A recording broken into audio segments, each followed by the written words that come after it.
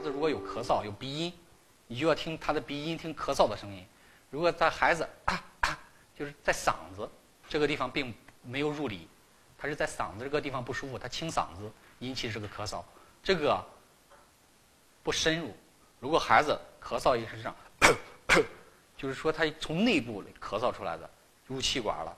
这个地方从听的声音也能分孩子的这个病情的在上和在下。还有个清亮就是为顺，这孩子有时候腔咳非常响亮，正气非常足，不要担心，这个用完药以后他会恢复得非常好。有些孩子咳了10天半个月，有时候几个月都不好，咳嗽的声音你说有吧也没有，就很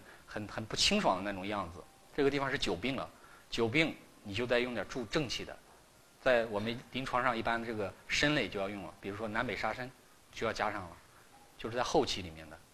所以这个地方是特别是幼儿，他表现不出来，也不能表达，大家可以通过咳嗽的声音闻来去辨别一下。